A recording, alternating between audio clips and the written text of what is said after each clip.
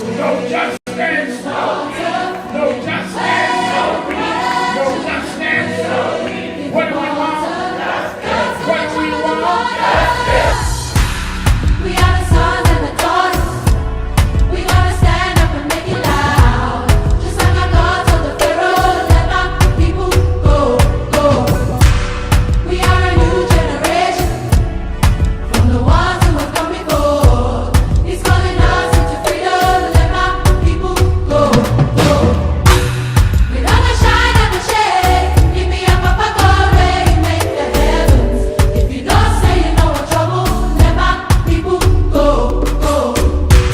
The blood, sweat, and the tears that we gathered through the years. If you don't say you know what trouble, let my people go, go. Wade in the water, we did wade in the water.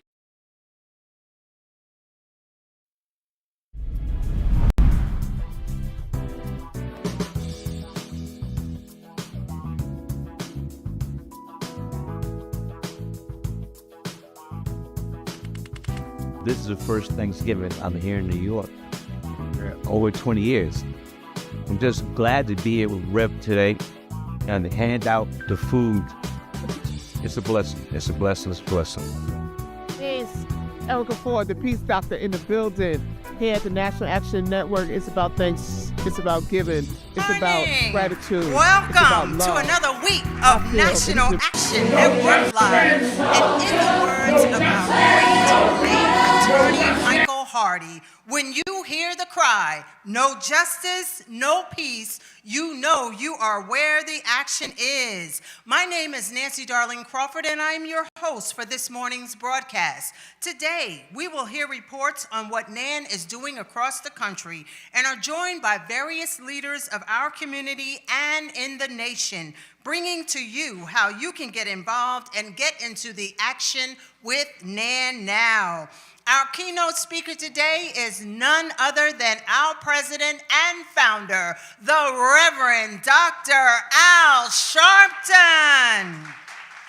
We welcome all of you who have joined us live here at our House of Justice Auditorium, located at 106 West 145th Street and the corner of Lenox Avenue in the village of Harlem. Welcome to those also watching us via live stream and on our social media platforms and our website at www.nationalactionnetwork.net.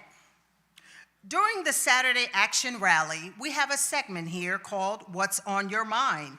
We invite you to email us at nanwhatsonyourmind@gmail.com or call us live at 877-626-4651 and share with us a brief account of what issues are concerning you most that you want the broader community to be aware of.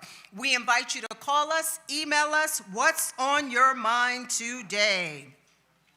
The NAN Youth Huddle will not meet on Monday, January 19th. The NAN Youth Huddle experience will resume on Monday, January 26th, here at the House of Justice in Harlem.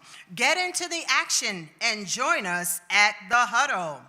Immediately following our Public Policy King Day Forum at the House of Justice on Monday, January 19th, the Huddle will be partnering with the Community Affairs Unit from the Office of the Public Advocate of the City of New York to do a food distribution and created heart-filled impact intentions in the community to serve and let food insecurity decrease on this day in the name of Dr. Martin Luther King Jr., as we serve in commitment of peace and joy. Supplies will be distributed at the House of Justice on first-come, first-served basis as supplies last. All are welcome. Tune in to MS Now's Politics Nation with Al Sharpton every Saturday and Sunday at 5 o'clock p.m. Eastern Time, live on MS Now. Here are some announcements to keep you in the know for Saturday, January 17th. King Day in Harlem and D.C. In just a few days, National Action Network will convene its annual commemoration and day of reflection honoring the Reverend Dr. Martin Luther King Jr. In Harlem, Reverend Sharpton will welcome New York City Mayor Zohran Mamdani, New York State Attorney General Letitia James, Senate Minority Leader Charles Schumer, and other New York City and state elected officials in the House of Justice. The King Day Public Policy Forum will focus on how we can collectively continue to pursue Dr. King's dream and an equal and just nation. The Policy Forum will follow NAN's annual King Day Legislative Breakfast in Washington, D.C. earlier Monday morning. There, Reverend Sharpton, Martin Luther King III, and Andrea Waters King will recognize distinguished leaders like former U.S. Attorney General Eric H. Holder Jr., BET co-founder and Salamander Collection CEO Sheila Johnson, Baltimore Mayor Brandon Scott, and veteran political strategist and best-selling author Donna Brazile. Both the King Day Breakfast and the Public Policy Forum come at a crucial time in preserving the legacy of Dr. King, which is what inspired Reverend Sharpton to establish National Action Network in 1991. Each year, the King Day Public Policy Forum is packed to the point where it becomes standing room only as the greater Harlem community gathers to hear from Reverend Sharpton and their elected leaders as we collectively renew our spirits and prepare for the year ahead. At a moment when so many of our hard-won civil rights giants are under attack or being eliminated altogether, it is imperative that we strategize and organize together to secure our future and the future of generations to come. This year marks 35 years since Reverend Sharpton formed National Action Network. As the Trump administration seeks to diminish voting rights, economic justice, DEI, health care, and social benefits, protections for minority groups, and so much more, NAN finds itself as the vanguard in the fight against this administration and their policies. Join us today in the fight for justice.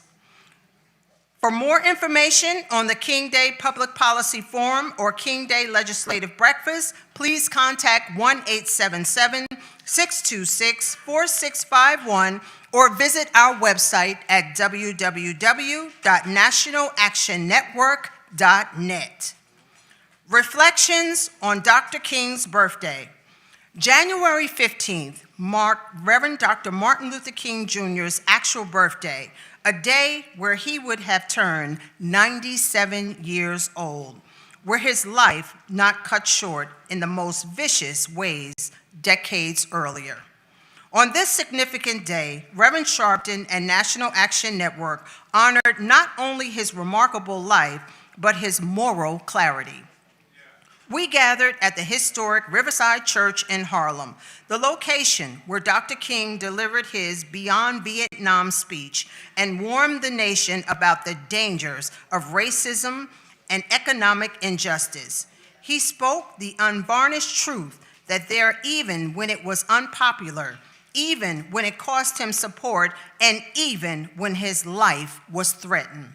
He exemplified the idea that conscience matters more than comfort. The rededication to justice, answering Dr.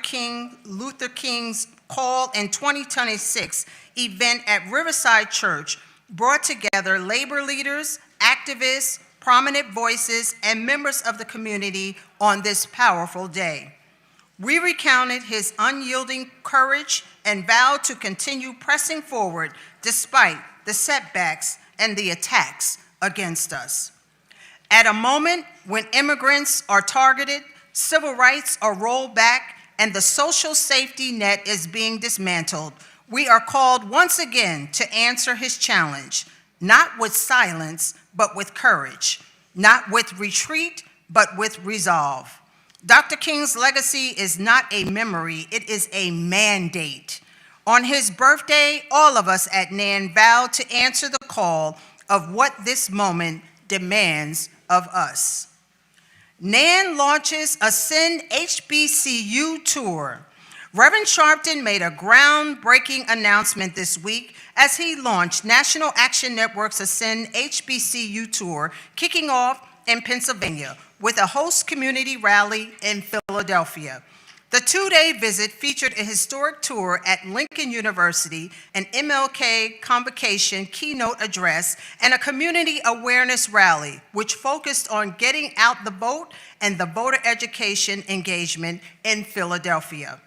The two-day visit marked a significant moment in NAN's national efforts to empower students, strengthen civic participation, and mobilize communities around issues of justice, democracy, and service.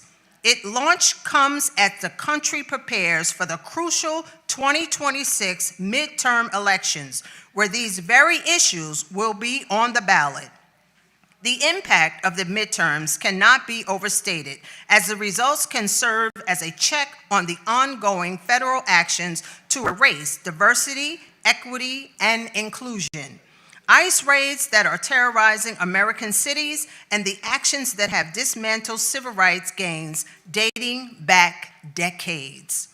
The Ascend HBCU Tour is a national leadership and empowerment initiative developed through a historic partnership between NAN and Alpha Phi Alpha Fraternity Incorporated, led by Reverend Cassius L. Rudolph, Special Assistant to Reverend Sharpton, and Tour Director. This is about shared purpose, real investment, and a commitment to meet our young people where they are and prepare them for the responsibilities ahead. We must mobilize and empower the next generation of Black leadership. This is how we build power together. Reverend Sharpton denounces Trump's outrageous claims. Reverend Sharpton slammed Trump's claims that the civil rights movement led to reverse discrimination. Trump made statements asserting that white people were very badly treated as a result of laws and policies adopted during the civil rights movement. These insulting statements come as his administration and the right-wing advocates continue to undo decades of equal opportunity protections, voting rights, and minimize the federal King holiday itself, as well as Juneteenth. It's the latest in thousands of cuts the president has taken to not simply Black rights, but our history, our culture, our role in building this nation. As we prepare for the King federal holiday, National Action Network will ensure that Dr. King's legacy is not only preserved, but advanced. His dream of just, fair nation is the light our nation needs as the antidote to Trump's nightmare. Welcome to all of you who have tuned in and joined us also live via live stream at www.nationalactionnetwork.net and also live on Facebook at National Action Network. If this is your first time joining us and or if you are not a member of NAN, we welcome you to NAN and we invite you to join us and get into the action today. For more information and to join, you may visit our website at www.nationalactionnetwork.net, call 877-626-4651, or text the word NAN to 59769. Welcome. Let us welcome NAN Change Choir soloist Tisha Hunter under the direction of our musical director, Minister Tyrone Richardson.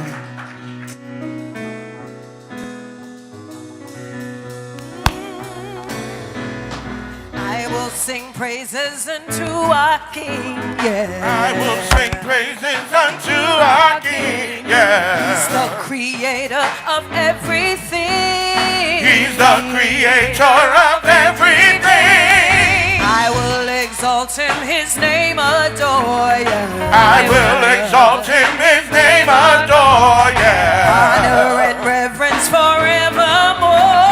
Honor and reverence forevermore.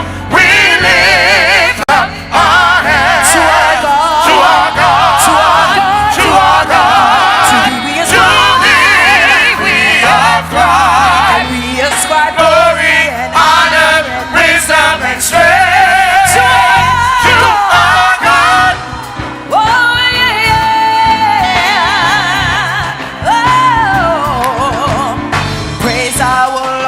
to glorify Him. Praise I will offer to glorify Him. And I declare that His name is holy. And I declare that thy name is holy. Be thou exalted above the heavens. Be thou exalted above the heavens. And all thy glory above all the earth. And all thy glory above all the We sing, we lift up our hands to our God, to our God, to our God, to our God. to Him is To thee we ascribe we ascribe glory and honor and wisdom and strength. We lift up our hands to our God, to our God, to our God, to our God.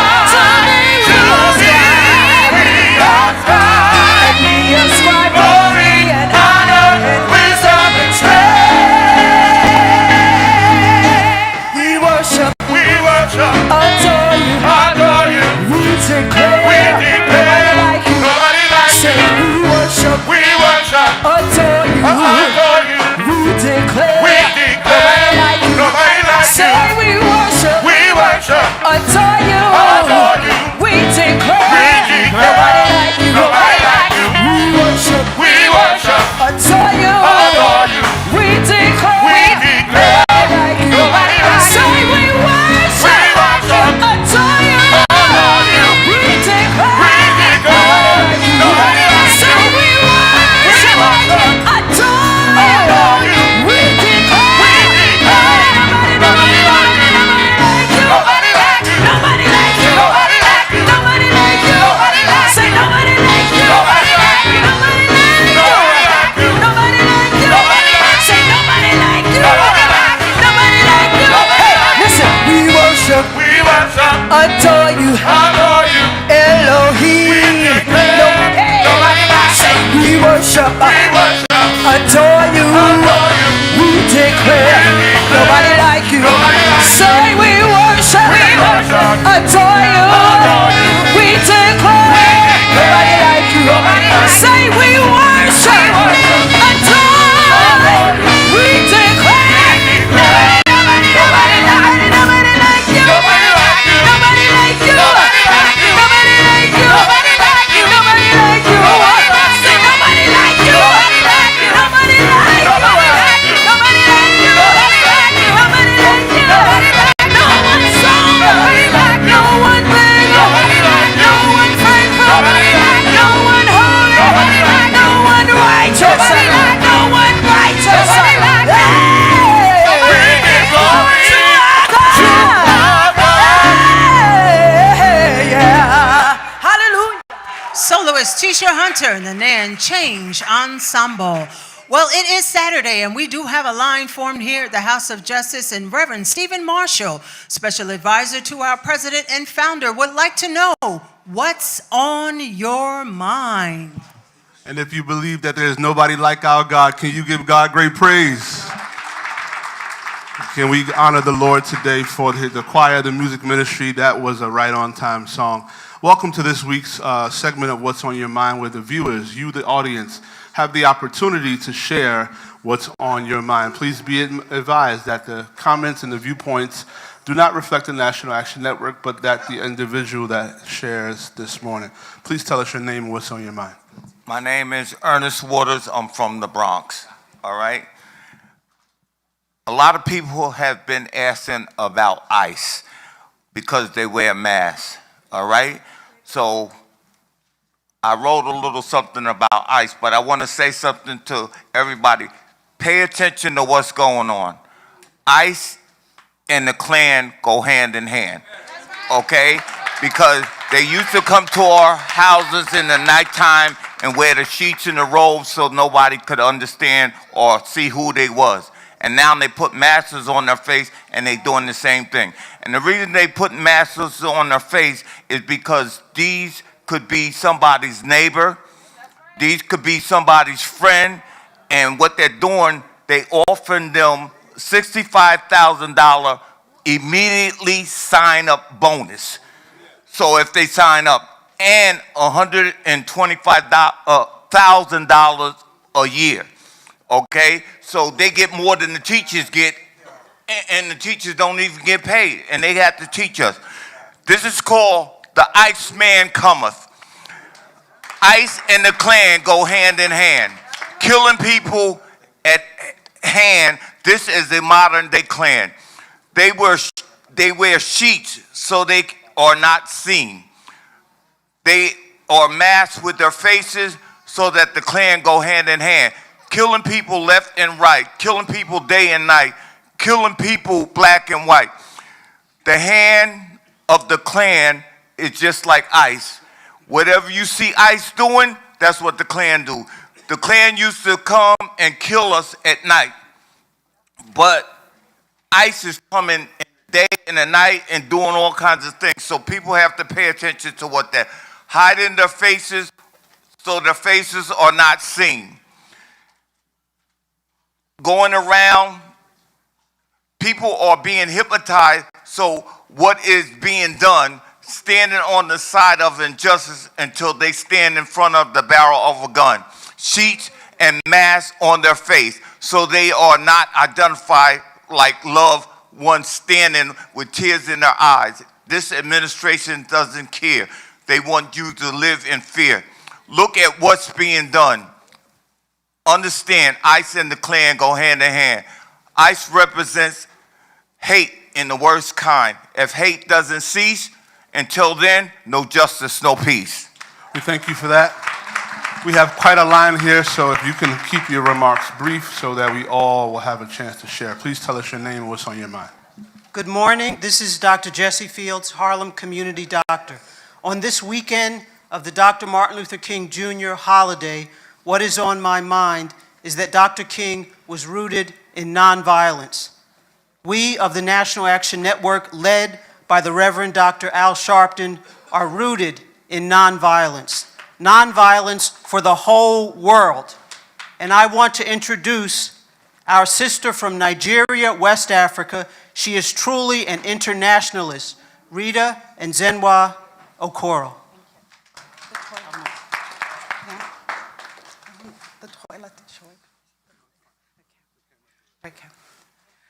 Thank you, Dr. Fields.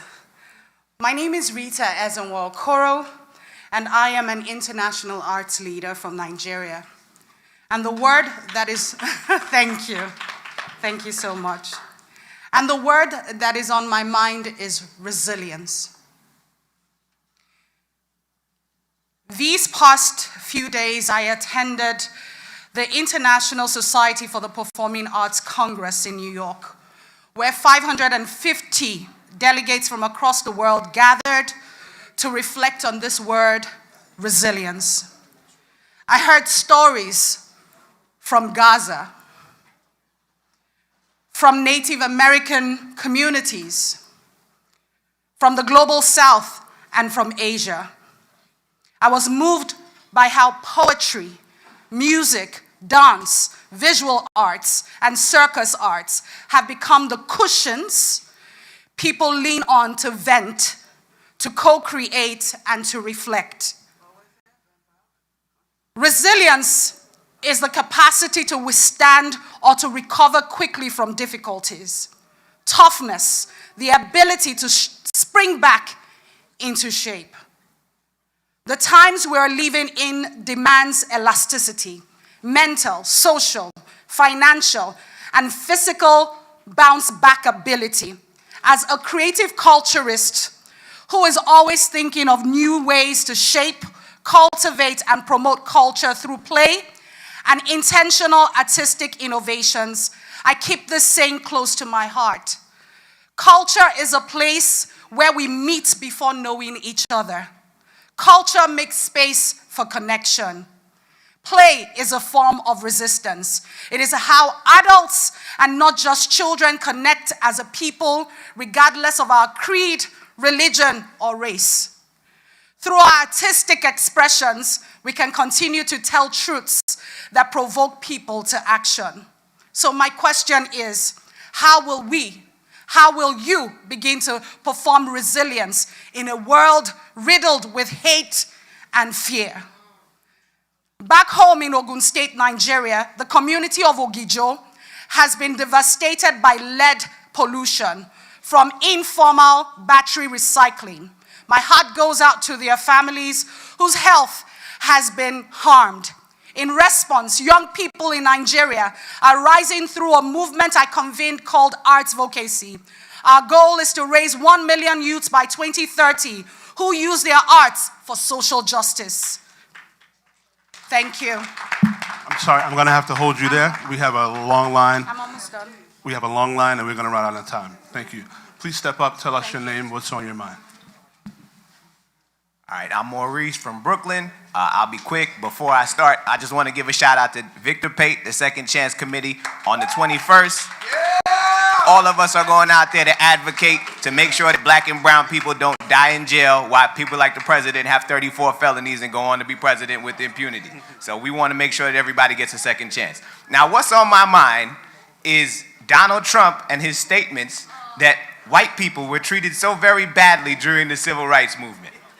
Now, the good book says that as a man thinketh, so is he. Right? Now, I want to be clear. White people were standing hand in hand with us to help us obtain civil rights and voting rights and everything else. Donald Trump is not advocating for those people, okay? For him, MAGA, Make America Great Again, is all about bringing us back to a time where people would dump food on us for going to their restaurants. It's about bringing us back to a time where lynch mobs would gather together to stop little black and brown girls from going to school. It's about taking us back to a time where racist police officers could bust you upside your head, drag you in and charge you with assault. But people, I want to tell you that we never have to worry about the Nebuchadnezzars that are put in front of us, or the Pharaohs that are put in front of us, or the Bull Connors that are put in front of us, or the Donald Trumps that are put in front of us, because they have to worry about the awesome God that is behind us. Okay? Now that's the same God that led Harriet Tubman safely through the Underground Railroad. It's the same God that gave Rosa Parks the courage to not give up her seat on that bus that fateful day. It's the same God that helped us to elect the best president in United States history, Barack Hussein Obama, a black man from the south side of Chicago. All right? And it's the same God who this November is going to take back the House and take back the Senate from this racist, wannabe, fake excuse for a president that we got in office right now. No justice, no peace. All right, tell us your name and what's on your mind. Victor Pate is my name. Good morning, everybody. And first and foremost, thank you, Maurice, for that. But I always give power to God. It's not just Victor Pate, but it's all of you. So I want to say this first thing, and as a reminder, next Friday, January 23rd, from 1:30 to 6, there's a clean slate clinic that's going to be held at the Malcolm Shabazz Masjid, located 102 West 116th Street. Secondly, we are 3 days away from the Parole Advocacy Day. Thank you all who signed up so far, and I'll say there's a few more seats that have became available. If you're interested, come and see me after the rally. There are a few more seats left, so if you're interested in going, come and see me after the rally. Lastly, on Wednesday, the 21st, the House of Justice will be open at 5 a.m. I'm asking everybody to please be here no later than 5:45 a.m. because there's some pre-boarding stuff that must be attended to. Once again, the House of Justice will be open Wednesday the 21st at 5 a.m. I'm asking everybody who signed up to please be here by 5:45 a.m. Lastly, if you have not spoken to me personally, you do not have a seat on that bus. Thank you. All right, please step up, tell us your name and what's on your mind. Yeah, my name is Anna Queno, and once again, I'm going to not reinstate what Maurice have already said regarding what's going on in this country today, wickedness and evilness in this country and government. What I want to express to my people, black people, do not go out in the street. It's not our fight. Donald Trump they voted for Donald Trump based on immigration and to make America great again. We don't have to be in the street. That's their fight. They voted for him, so let them go out in the street. ICE is out there. They want black people to come out there in the street and to start an insurrection. The ICE people are already, they're mobilizing more Trump is mobilizing more of the ICE people out there in the streets now. So our people do not have to be out there in the street and get killed. It's not our fight. Let the ones who voted for Trump, let them go out and fight, because it's not our fight. So I'm telling you, tell your people, don't go out into the street and march, because that's what they want, to have the ICE people to go out there and to kill us. All right, thank you. Can you please step up, tell us your name, and briefly what's on your mind? Good morning. I'm Winifred from Brooklyn and also from Cameroon. I'm very happy and excited for the interest of Africa. I'm sorry, can we please respect and have a level of decorum? Everybody has an opinion. We don't have to agree, but we must be respectful. I'm happy and excited for the hope and enthusiasm I see for Africa from House of Justice. But I continue to say, unless we have a strong relationship with NAACP, we are going to lose Africa. It's not going to be governed anymore by black people. Both President Clinton and Chirac had earlier said the solution is for them to go back and take care of us. President Obama also said they should set rules for us to follow. I'm in support of them. Look at the migration crisis over the past decades from Africa. Despite the fact that the routes are very, very risky, the governments are doing nothing. So many of Africans are dying in the forests of Central America. So many can't make it across the Sahara, the Mediterranean Sea. In North Africa, they are torturing and killing black Africans who can't go across. And our governments are aware of all of this. In fact, North Africans are trading black Africans as slaves amongst themselves. And this has been going on for long. What are sub-Saharan head of states doing? If they're not doing anything, these guys are right to go back. So the only way we can preserve Africa as continent of black is strong partnership with NAACP. Thank you. We have exactly 3 minutes left. If we all can take 1 minute. Oh, no? Okay. 1 minute each, and we can get everybody on the line taken care of. Good day, everybody, and God bless everybody. My name is Sister Reverend Word. I'm from Heaven, born in Harlem. I'm 74 years old and new, and I'm National Action Network lifetime member, and I'm a Jesus Christian. Of course, what's on my mind is Bible scriptures. Christ Jesus showed us by example that freedom is not free. There's the work that we have to do, and that includes marching peacefully to communicate that we want this democracy and we will use our right to vote to keep it. God bless you. Good day. Thank you. Please step up, tell us your name, what's on your mind. Grand Rising and family. What we're seeing in Minnesota and other parts of the country is treacherous. America is in pure chaos. What they did to Renee Good and others in our country is completely unacceptable. We are not exempt, though.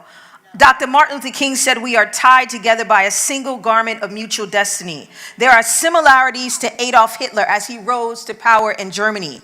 Gradual normalization of extreme ideas, silence of moderates sitting in the corner saying they're focusing on themselves, targeting of specific groups for, first, journalists, Jewish people, disabled people, LGBTQ people, erosion of democratic norms framed as law and order and national pride. We better speak up about injustice happening and take action or else. Now is not the time to be silent. Stand up, people. Remember, as quoted by the late Dr. Martin Luther King, he said, in the end, we will remember not the words of our enemies, but the silence of our friends. Thank you. Please quickly tell us your name and what's on your mind. Hi, my name is Queen Oshiani. I'm from Brooklyn. So what's on my mind is the autistic doll that that Mattel has recently had released. I honestly think that it's kind of a bit of a capitalization off of people who really does have autism, and on top of that, autistic people don't look as different from a regular person. I mean, take a look at me. I'm autistic. I'm on the spectrum. I'm on the lower end of the spectrum, but there's other people that's on the spectrum, and honestly, I believe that that this should not be a money grab off of people who suffer from this. So that's all I got to say. Thank you. Please tell us your name and what's on your mind.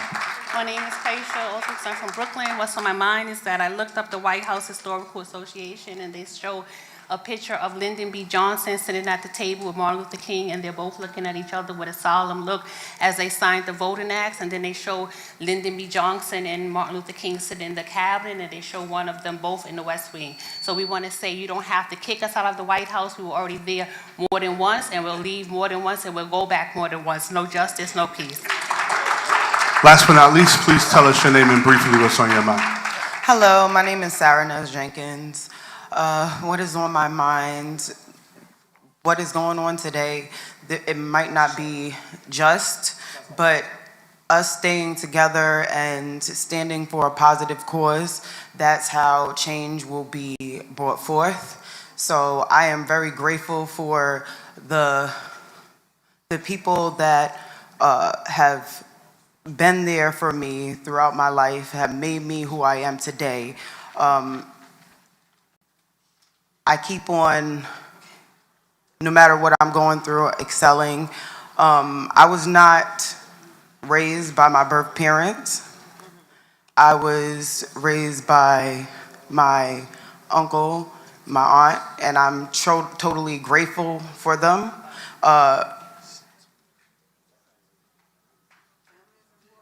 Yes. I'm sorry, we're really out of time, and I wanted to get to you. Can you give everybody a hand that has participated this week? Back to you, Nancy Darlene Crawford. Thank you, Reverend Marshall, and to all that contributed to today's What's on Your Mind.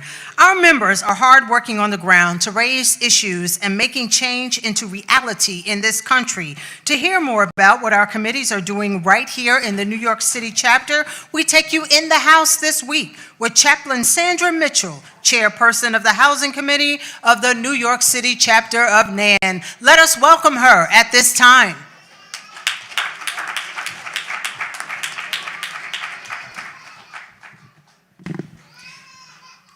Thank you, Sister Darlene. I want to say blessings and grand risings to our loyal and committed NAN family on WBLS, all social media, and our champions who pressed their way today to be here in our NAN Harlem Auditorium. Give yourself a round of applause. I want to say thank you and God continuous blessings to you. Ooh. Can you come and fix the mic? God's continuous blessings to Reverend Al Sharpton, our chairman of the board, Dr. Franklin Richardson, our board member, Dawn Jones, who's right here behind me, and our president of the Harlem chapter, Mr. Bill Griffin. I might be from the boogie down Bronx, but I'm born right here in Harlem, USA. This is my Mecca. And so that's why I'm here, being housing chairperson. Housing was always a problem with me growing up. And we've always had no heat, no hot water, and it's gotten worse. I just want to share with you our housing committee's attitude of gratitude, despite what's happening, for the ability to stay connected and committed to fight the good fight for housing justice across the city. Our connection partners are still CASA, which means CASA stands for Community Action for Safe Apartments, the Right to Counsel Coalition, Met Council, and statewide Northwest Bronx Community and Clergy Coalition. We've met with our new mayor and discussed our agenda for campaigns moving forward in 2026. We say fix it in 26. Our agenda is as follows: rent freeze, no more profits over people. Fund and staff right to counsel. If a tenant is facing eviction proceedings, they should have the right to be represented by an attorney. Do you agree? Absolutely.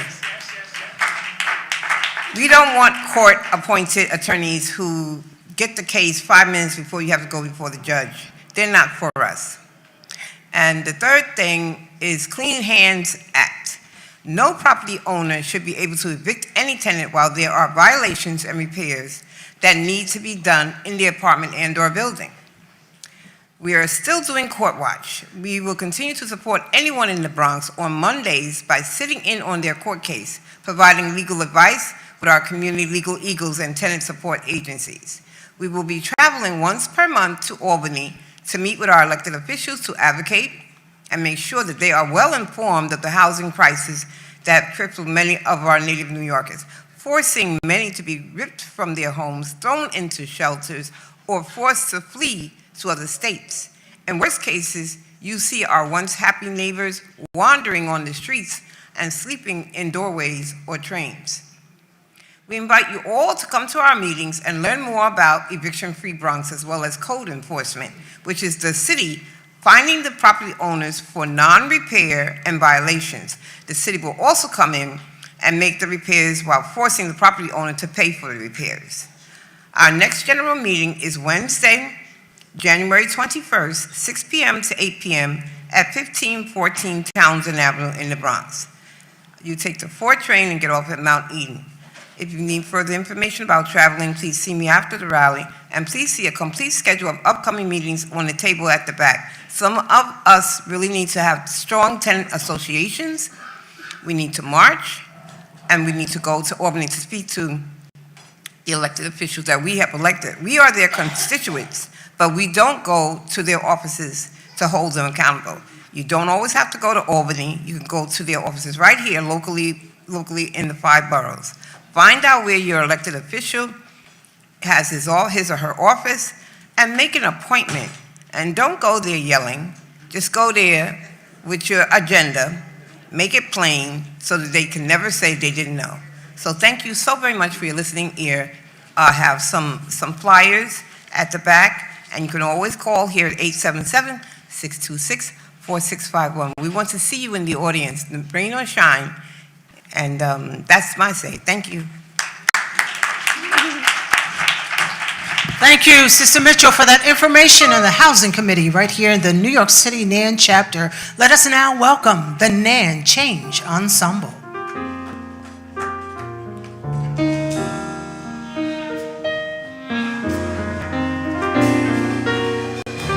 Jesus, you're the center of my joy.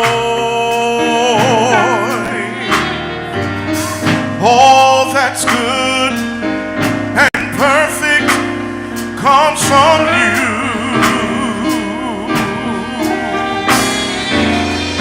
You're the heart of my contentment.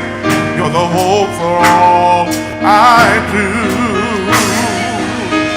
Jesus, you're the center of my joy. Help me say,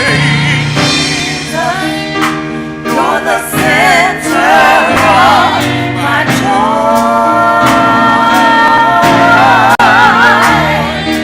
All that's good and perfect comes from you.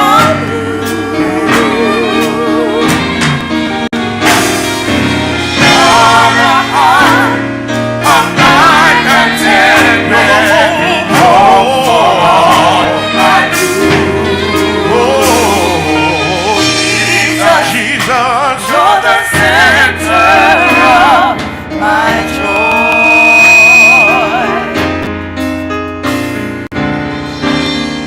Lost my direction, you're the compass for my way.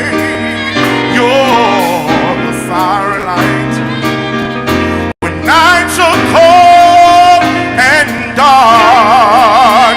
You're the voices of the children, our families and our home. You're the source and the finish of my highest dream. Oh Lord,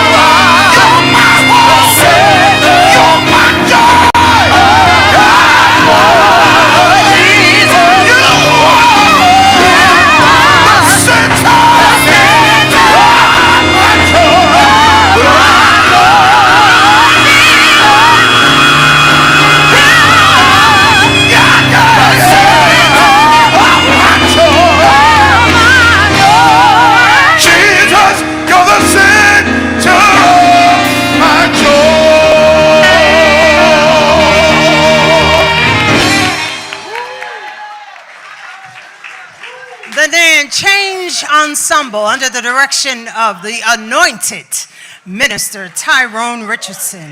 Y'all messed me up the last time Reverend Lacey was here and I forgot his name. You ain't gonna do that to me today. You almost got there though, you almost got there.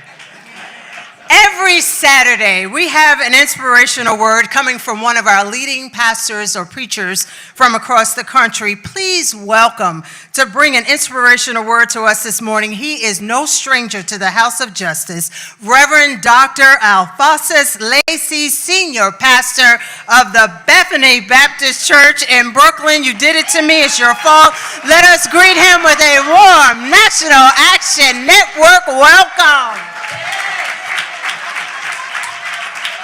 No justice. No justice.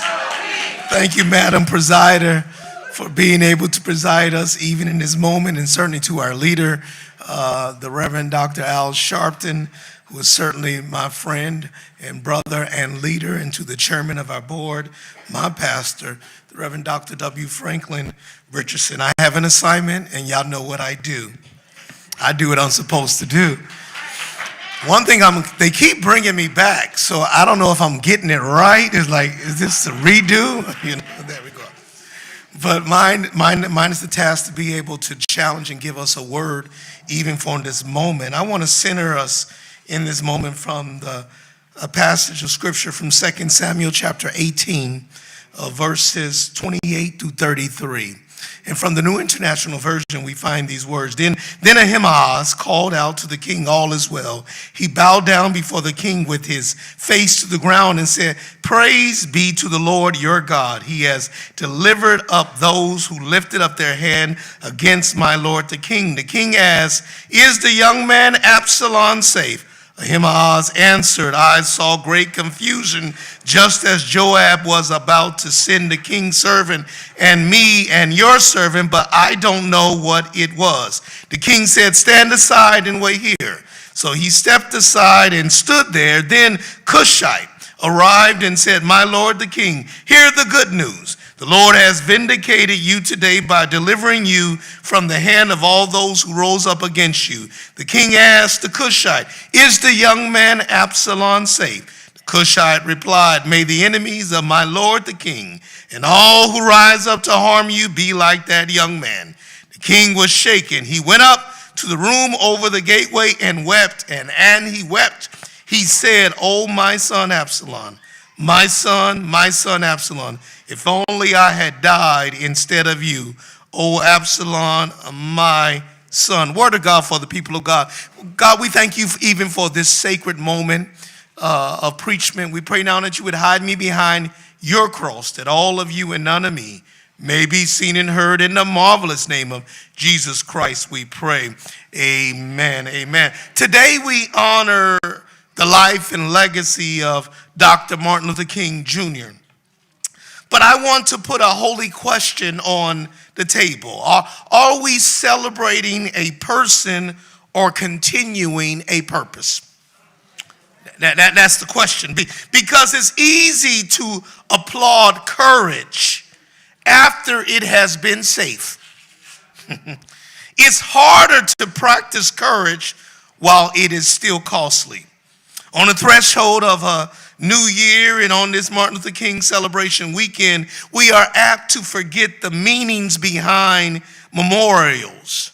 Memorials often lose their significance because they become detached from the factors that call them into existence.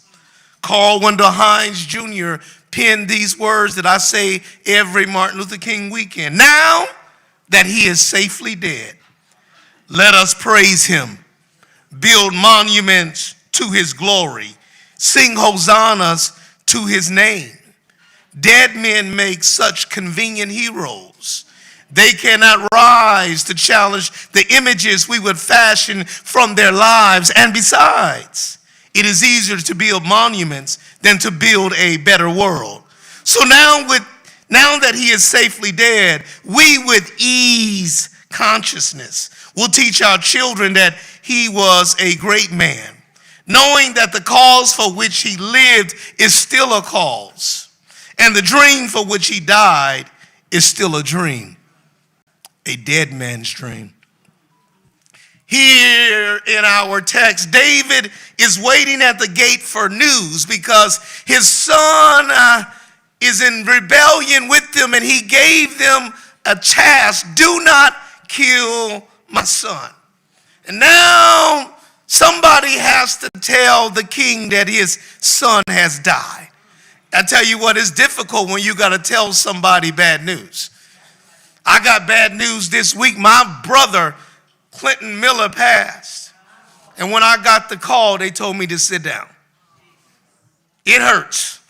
It hurts when you get bad news.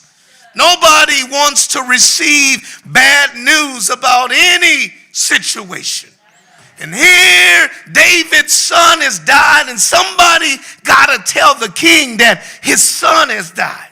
That means there's no continuity, there's no progress. And here we have a guy by the name of Ahimaaz, and he is named and he is lettered and he is known, but he always brings good news. So whenever he shows up, he brings good news.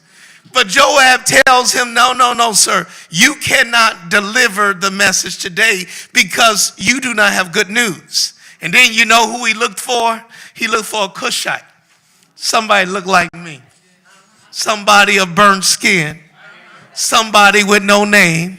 Somebody from the project, somebody that you can. I want to just get some people to be able to stand up, because somehow we look into so many credentialed people, but do you know how many leaders are in this place who stood in line to say, tell me what's on your mind? You were able to speak truth to power without any credentials.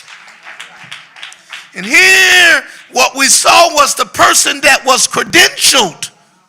When he showed up and the king said, is it well with my son? He said, there was a great commotion. I did not know. I couldn't tell what had happened. And what I want us to be able to know, beloved, is that we need to have some Cushites in here to tell some inconvenient truths. There are some truths, and some of the truths are that we are not okay. We are not safe.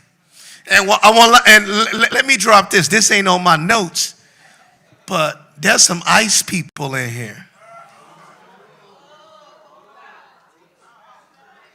Why do you think they wear masks? I already know them. It's like, I said, what does your boyfriend do? He works for ICE. I said, what? I said, what do? You work for ICE? I said, wow. I'm telling the truth. Y'all said, Pastor messing with y'all. You better be careful. You better be careful. So on this Martin Luther King weekend, our text calls us to wrestle with telling the truth, because truth ain't free. Dr. King stood before presidents, police, preachers, and powers, insisting that this nation face its own inconvenient truths. And in every generation, power learns ways to divide, erase, and isolate. That's DEI. Power learns how to divide, erase, and isolate. Division plays communities against each other. Erasure sanitizes our struggle into myth, and isolation keeps us wounded people so that we cannot organize for repair. But I believe that worship interrupts DEI. Worship interrupts division. Worship interrupts erasure. Worship interrupts isolation. And it does so by becoming the truth. Truth forever on the scaffold, wrong forever on the throne. Yet that scaffold sways the future. And behind the dim unknown stands God, keeping watch above his own. That's James Russell Lowell. And so what we have been guided in is these binary choices. Choose between W.E. Du Bois or Booker T. Washington, Martin Luther King or Malcolm X, black or Hispanic, I not black, blue collar or white collar, man or woman, gay or straight. But what we know here is that truth confronts power. And that's what we have to be able to do in this so-called big, beautiful bill that has now raised up our taxes. And what we try to focus on is even the piracy of America. You know, we stealing people's stuff, trafficking, stealing people's bodies, kidnapping leaders of head countries, taking over countries, Venezuela and Greenland, all of this stuff. And yet we try to blame this man, but the truth of the matter is that we need to blame our friends because somebody voted for this situation. That's all. Quit blaming Donald Trump for everything. This country has voted for him twice. And what we want to know is that in our situation, we got to confront the power. But when you confront the power, that you also know that truth carries a cost.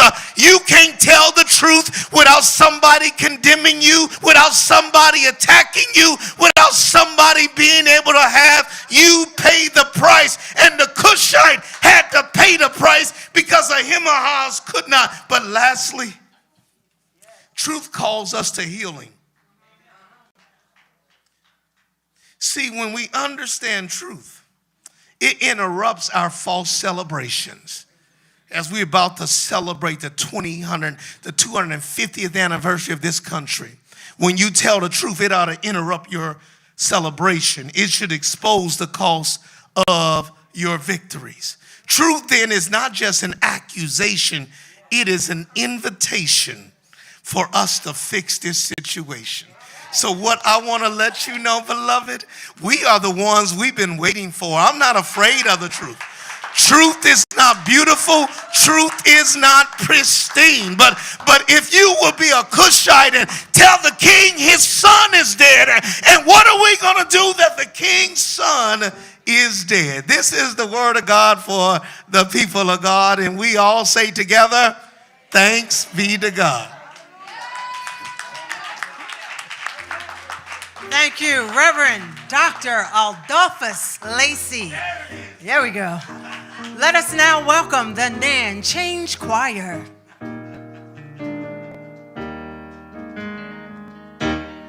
What if God is unhappy with our praise?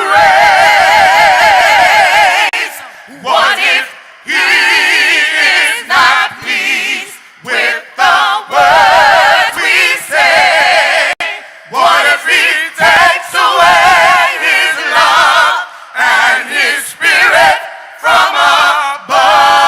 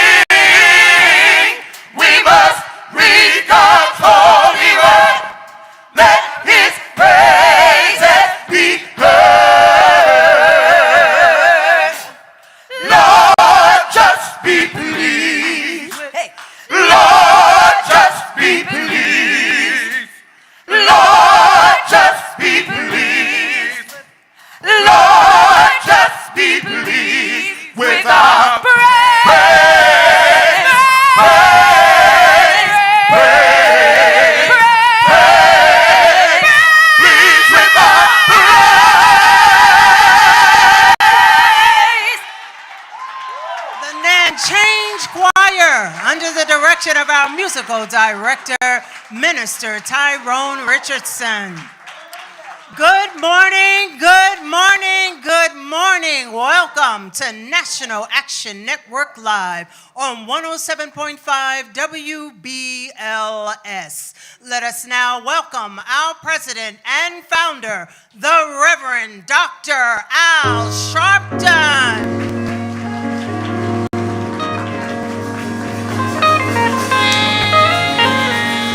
No justice.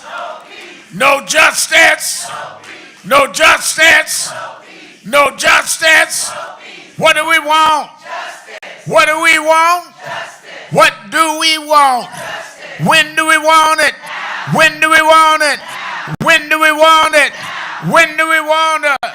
Shake hands with the person next to you. Tell them you love them. Never give up and never give in. A change will come. Keep it down within. Troubles and trials will pass away. God on our side, does never try.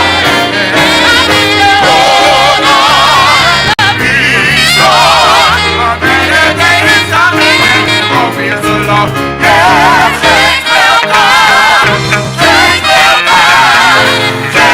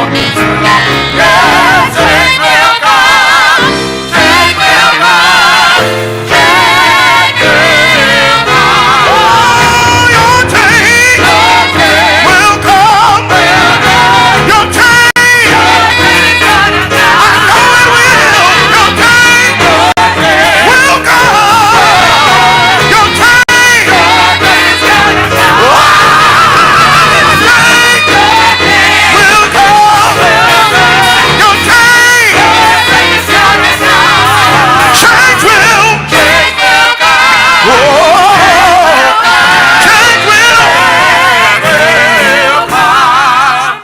Many of us think that we are just talking about change and just trying to get by the day in the best way we can. But let me tell you that change is not just some mindless theory to us, because some of us have seen change. And some of us, despite the darkness of the hour, know that beyond the dark clouds, the sun is still shining. And if you can just get through the clouds, Yes, sir. and if you can hold on through the turbulence, your change will come. Your change will come. Your change. Don't you give up. Your change. I know it will. Your change.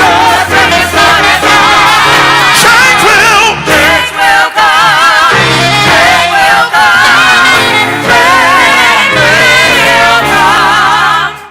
I was blessed to know a lady from Marion, Alabama, named Coretta Scott King.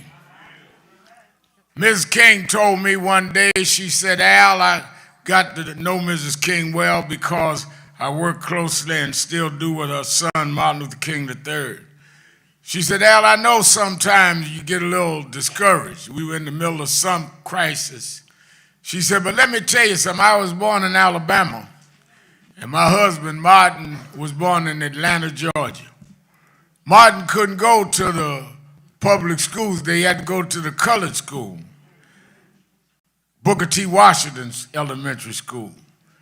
Martin, when he was growing up, couldn't eat at a restaurant downtown Atlanta, couldn't use a public toilet. Martin couldn't ride in the front of the bus.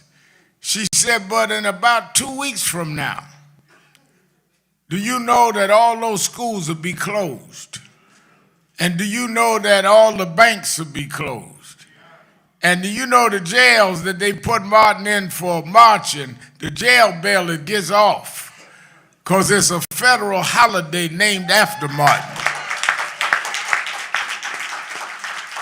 I wonder if the teachers that used to say you can't go here, how they feel now that they got to take the day off for Martin Luther King Day.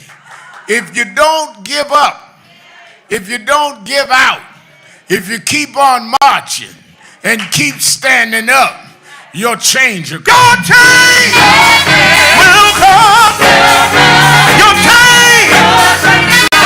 Just keep the faith. Your change. Oh, yes, it will. Your change. Change will. Change will come.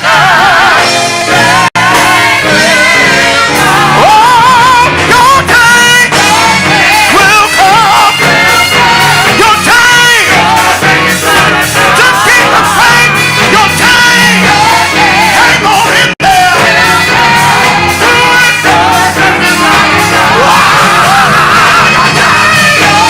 change will come. Your change. Change will.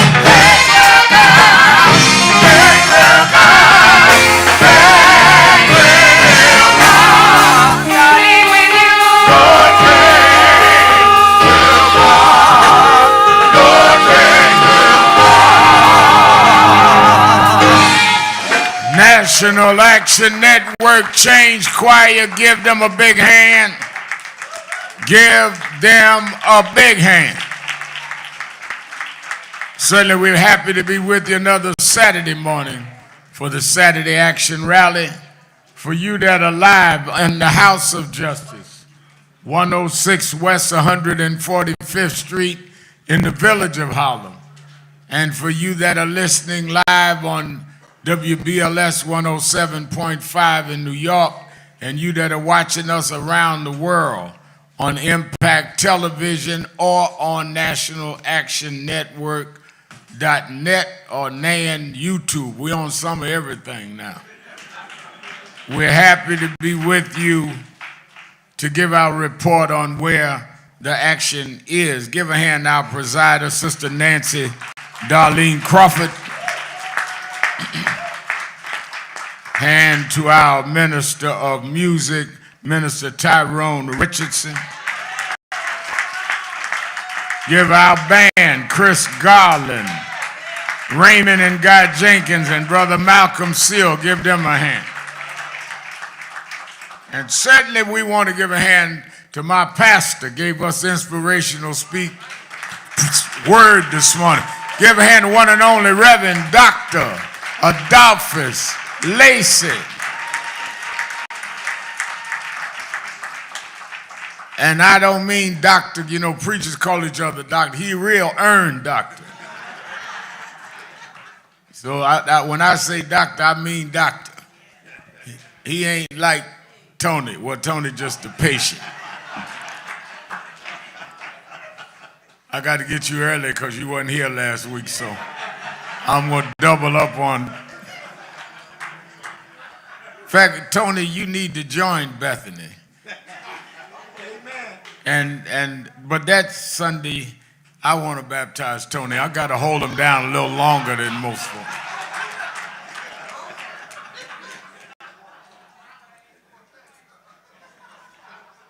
We're glad to have Dr. Lacey. Also glad to have in the house our pastor of St. Luke AME Church. Give a hand, Sister Reverend Arcella Hughes. Come on up here with us. Always glad when Reverend Hughes is in the house. And she's a member, Nan, and promotes Nan at St. Luke. She don't know, I know what she be doing for us. Let me, before I say anything else, let me say that we are saddened by the passing of two people of note and concern, they showed their concern throughout their ministry. In Los Angeles, we lost the pastor of Second Baptist Church, Reverend William Epps. And I knew Reverend Epps when he was the youth pastor here at Abyssinian Baptist Church. And I used to run around trying to get to Adam Clayton Powell. He'd help me talk to Adam. And as he grew old and went west and became pastor of this historic church out there, he succeeded Dr. Thomas Gilcor, who was the liaison for Martin Luther King in Los Angeles. And I can't remember many times I was in LA that he wouldn't ask me to stay over and preach at Second Baptist. He was Johnny Cochran's pastor.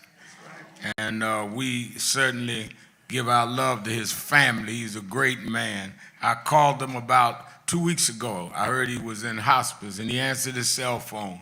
And little did I know he'd be gone. So God bless his memory.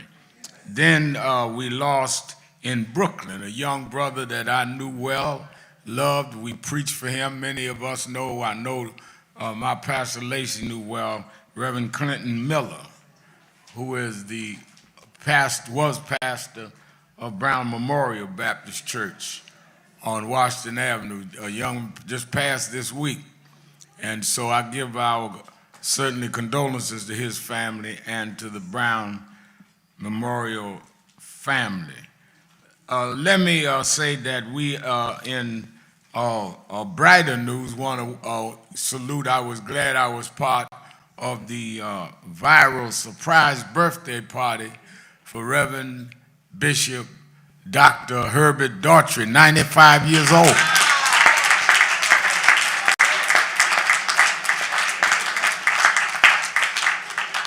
95 years old, and his family pulled off something that I didn't know they could pull off. We really surprised him, and people all over the country were calling in, wishing him a happy birthday. Let me say a few announcements, and I want to get into our business for the day as we kick off MLK weekend. National Action Network, we started our tour this week, the Ascend Tour at HBCUs. And we started at Lincoln University. We had a great turnout by the students. Our panel led by Reverend by Reverend Cassius Rudolph, including Ashley Sharpton and others, met with student leaders, and we did a community rally in Philly, and we thank Monumental Baptist Church for hosting us in that rally. And then we had the general convocation, about 400 students I addressed on the next day. This week, the tour is going Wednesday to Miles College in Alabama, Fairfield, Alabama, and 10 o'clock they're going to start with civic engagement.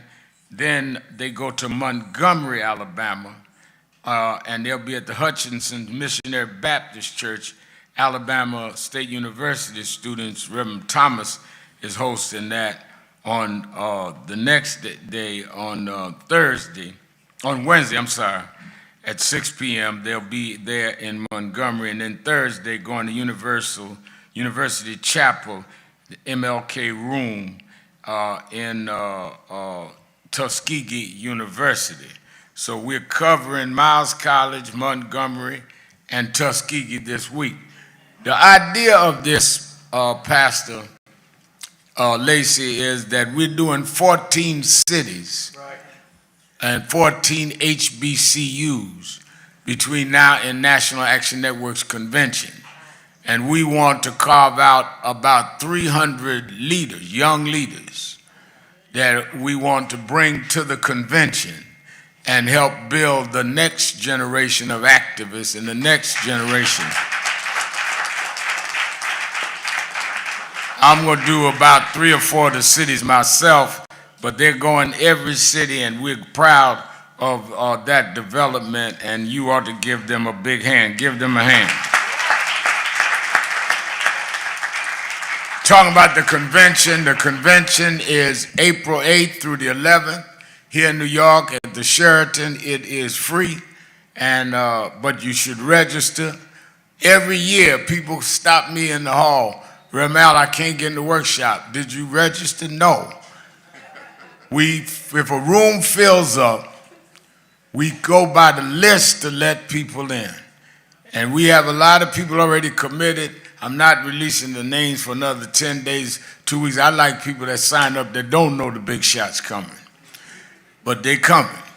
So sign up. You can sign up, you that are here in the auditorium at the counter, or you that are watching us on television or listening on the radio can call and sign up right now at 1-877-626-4651, 1-877-626-4651, or go online at www.nationalactionnetwork.net, www.nationalactionnetwork.net, or do what Tony do, send a pigeon with a note in it.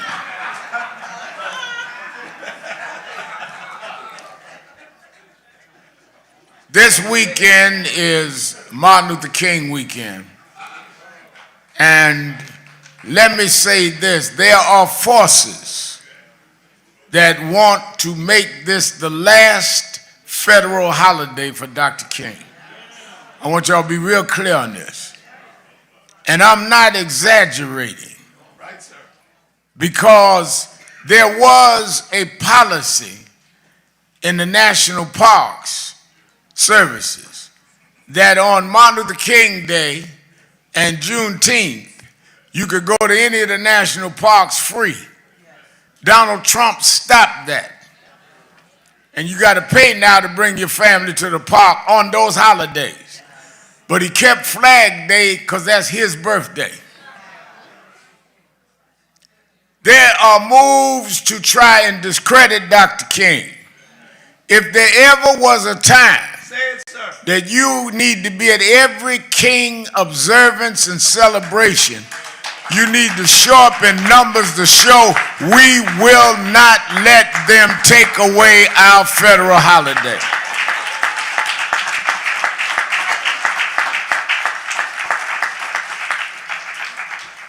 We'll be doing what we do every King Day with National Action Network. We start in Washington, D.C., and our annual Martin Luther King National Action Network breakfast. And Martin Luther King III and Andrea Waters King, his bride, and my sister co-chair that with us. This year we're honoring former Attorney General Eric Holder, and we're honoring the outstanding mayor of Baltimore, Maryland, Brandon Scott, who has brought gun violence down to a minimum. And we're honoring Sheila Johnson, who is black woman, entrepreneur, owns more hotels than anybody black in the country. And she owned the hotel we'd be at, the Salamander.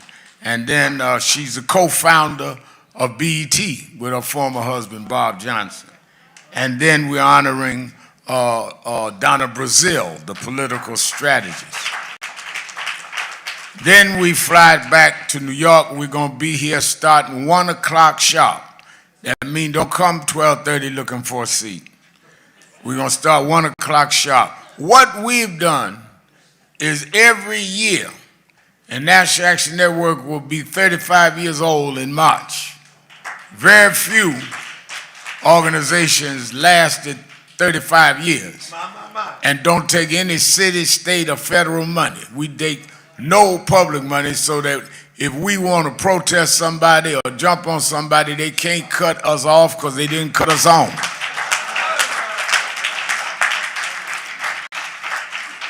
We've been 35 years raising our money from our members and through private sector and our events. And we are going to do what we've done every King Day. And that is we have the elected officials come and give a report on what they've done since last King Day in the spirit of King. This time we just want them to tell us what you're doing in the King legacy and keep going. We have confirmed that'll be here Monday. Governor Hochul will be here, Mayor Mondani will be here, State Attorney General Tish James, Congressman Hakeem Jeffries, Senator Schumer, Senator Gillibrand, all of the list goes on. And I want to hear what they have to say. Now, we may not agree or disagree. This is not session for you to be booing and hollering and screaming. I want to hear what they got to say, and we will deal with it from there. And I'm not telling folks don't protest. I'm telling you disrupt in here.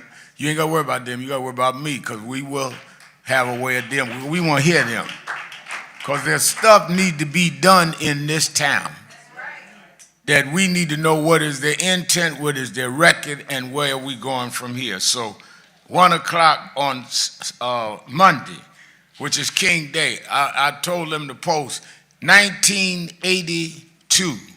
January 15th, 1982, James Brown, the Godfather of Soul, took me with him to the White House to lobby for Reagan to make it a holiday. Mrs. King and others had been rallying for that. Stevie Wonder did a song for that. It was a movement that gave us that federal holiday. Ronald Reagan had called Dr. King a communist and had denounced him. But movements turn people around. And the same Reagan that called him a name was the same Reagan as president that had to sign the federal holiday for Martin Luther King. So let's not take Monday as a day off. It's a day on. Wherever you are in the world, celebrate Martin Luther King and the movement he stood for on this Monday. And I'm going to talk about that in a minute. Let me also welcome, I'm so happy to have Sister Rita in Zemwa Okoro. I got your book. She's here from Nigeria. And I want to welcome her. She and her book is here. She quoted me in the book. I want y'all to know, y'all keep messing with me, I'm going to move to Nigeria. They know me over there.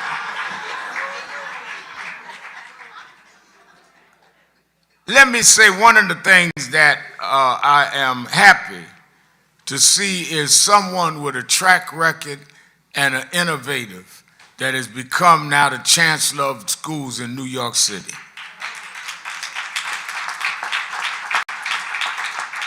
This is the largest school district in the country, and this is not an easy task. But you need somebody that is experienced and wise, but also young and energetic with a vision. And Mayor Mondani has brought him on, and he wanted to come, and I invited him to come to give us a few words. Let's welcome the new Chancellor of New York City Schools, Chancellor Kamar Samuel.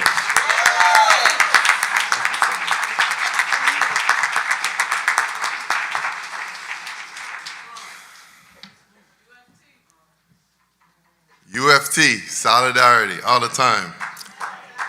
Good morning, everyone. Good morning. First of all, thank you so much for having me. I have to say that I tell teachers, I tell our system all the time that when kids come to school, we want them in a place where they feel like they belong. And coming here this morning, coming into this room, looking out on all of you, I have to say, this is a place where I feel I belong. So thank you. Thank you very much. Thank you all for having me. I'm honored to join you. I want to thank Reverend Al Sharpton, the president and founder of NAN, he's not here today, but along with Dr. Franklin Richardson. When I first came to America, I went to Mount Vernon. And in Mount Vernon, there's a place called Grace Baptist Church. I spent a lot of time in Grace Baptist Church, so I miss him. Let him know I miss him. And I'll be back. Hopefully, we'll be able to connect. And, Ashley Sharpton, founder of NAN Youth Huddle, Christian Matthews, NAN Youth and College Director. And it's especially meaningful to me to be here today. And I'll come back next year, Reverend Al, because one of the first things I did when I graduated school, my mom made me do accounting. She said I was good in math. There's always a job for an accountant. I didn't like it though. But next year, I think it's good, like you're demanding of others, for me to come back and give an accounting, right? Because I think it's important to hold folks accountable. And I want to be held accountable because as an educator and a leader and a parent, Dr. King's commitment to equity and justice are values I carry every single day. They're also reflected in my priorities for NYC public schools. I've worked in this system for over 20 years.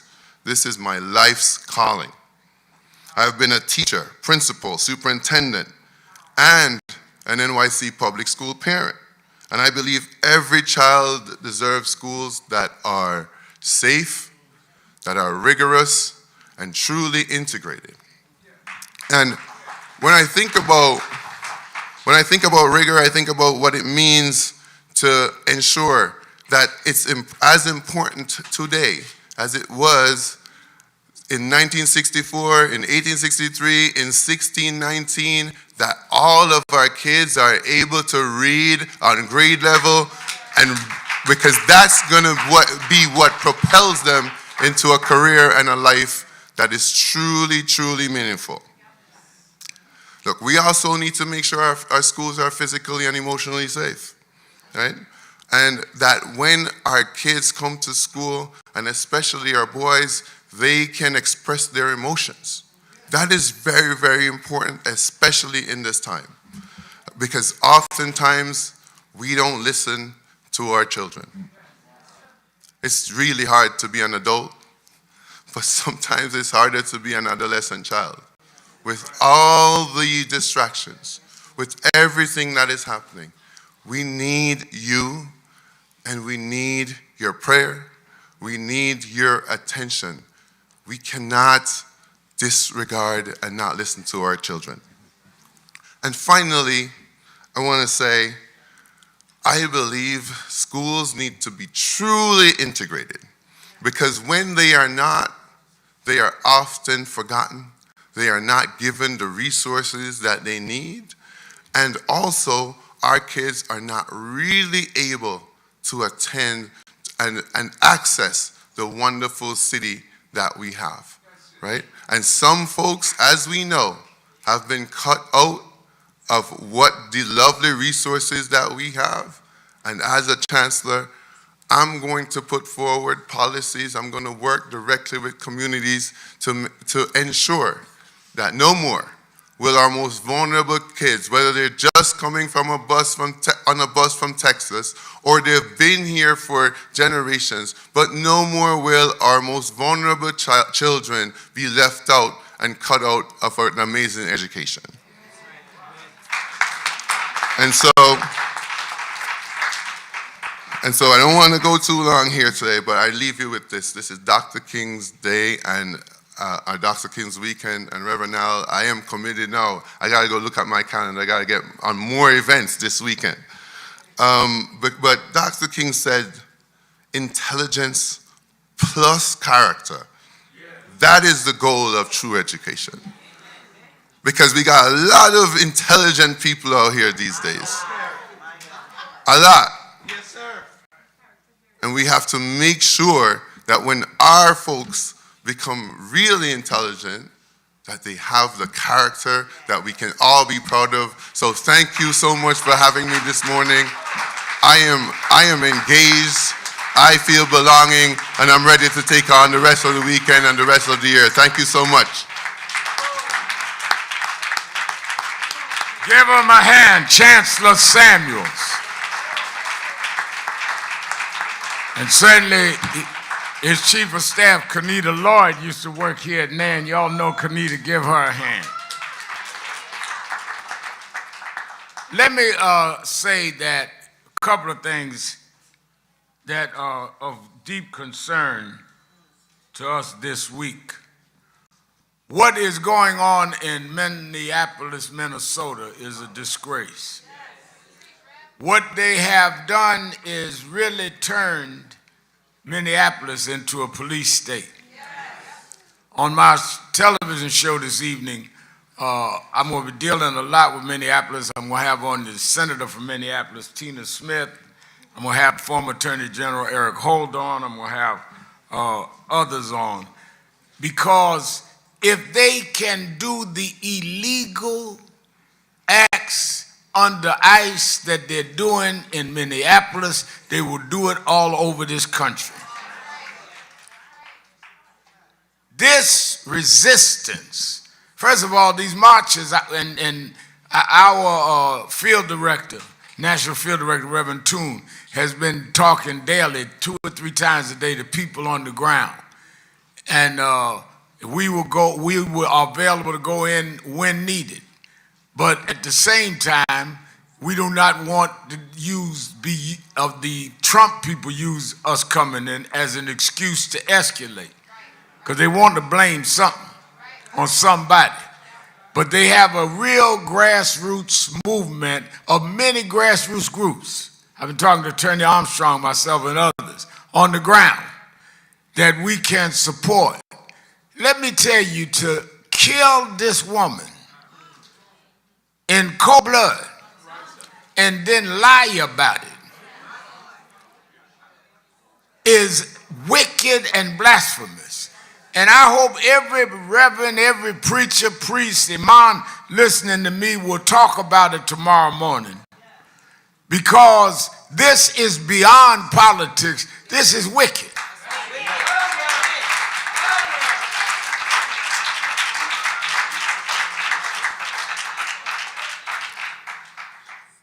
Man is an ICE agent.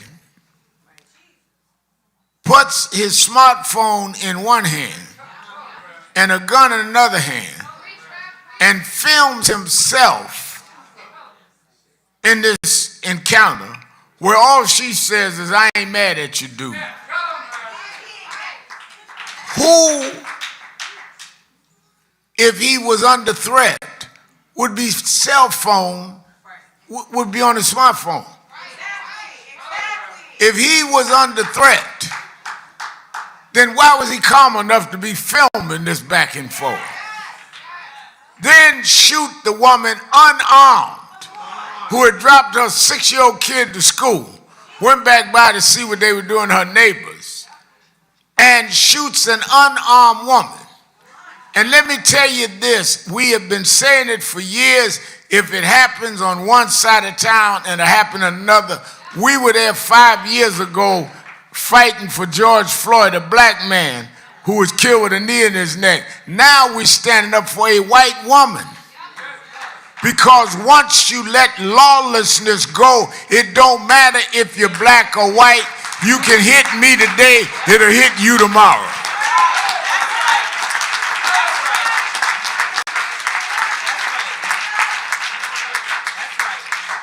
We stand for justice for Ms. Good, just like we stand for and stood for George Floyd.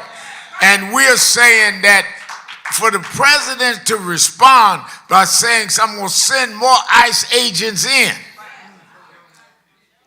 But I also have said to the activists, I've talked to them, and they've been really great on the ground. Maintain the nonviolent protest. Don't let them bait you into violence. They want you to bite the bait so they can look justified. I remember when we had to deal with it here from beginning of me getting involved all the way to now, telling folks they want you to be violent. The strategic genius of Martin Luther King was nonviolent protest. Now, he believed in nonviolence. He was a follower and student of Mahatma Gandhi, but he also was a morality stand. And you, as long as you let them do what they're doing, they will expose to the world who they are. Don't get in the way of them showing everybody who they are. The minute you get violent, then you begin to make them portray that they were reacting to you. Bro, what they did to good and what they're doing to others. We look in our Los Angeles office is involved in a case where a DHS worker killed Porter. It's going all over the country. They're using immigration as a cover to do some immoral, illegal things. Now, if the border's closed, what are you panicking for now? Pulling citizens over, asking for ID. So we're aligned with those forces. Let me say, as we go into King Weekend, everything that Dr. Martin Luther King Jr. and the civil rights movement of the 60s did is under real threat. There's never been a King holiday that has been more important for us to understand, that what made King King and the others, because it wasn't just King. You had NAACP, you had Urban League, you had CORE, you had the National Council of Negro Women, you had SNCC. You know, folks talk about Brother Seal. Well, with the old guard, they called Martin Luther King the old guard, and he never lived to 40 years old. We always had this young, old generation thing and moderate and militant thing and who's progressive and who's regressive. It's always arguing with each other. But they kept moving. And how you gauge their success was they got the Civil Rights Act of 64 passed, and then the 65 Voting Rights Act passed. Now, let me tell you why that was important. Civil Rights Act made it against federal law to discriminate. That is correct. Federal law. If you went state by state, you'd have to wonder if Alabama going to break down and have civil rights law, but you couldn't go to Georgia. If Georgia broke down, you couldn't go to Mississippi. You needed federal law. And that's what they did. They started it when in 1954, Brown versus Board of Education came out with the law that said you couldn't discriminate in schools. Now, watch the timeline. 54, Brown versus Board of Education. Thurgood Marshall and his legal team. Thurgood Marshall graduated of Howard University. It was a year later that Rosa Parks sat in front of the bus and refused to give up her seat. There's continuity to struggle. Three or 4 months before Rosa Parks sat down was the lynching and killing in Mississippi of Emmett Till. Right, sir. Right, sir. So, Chancellor Samuels, when people say, well, you know, Sharpton and them just jump out there on killings, on issues, it is scientific organizing to take incidents and turn them into movements and movements to turn them into law. So yeah, we used driving while black up and down the New Jersey Turnpike to change racial profile in law. That's what we learned from Dr. King. Yes, we stopped stop and frisk based on Eric Gardner and other things. That's what we learned. You take incidents because you can't bring the victims back. You change the law that caused their demise.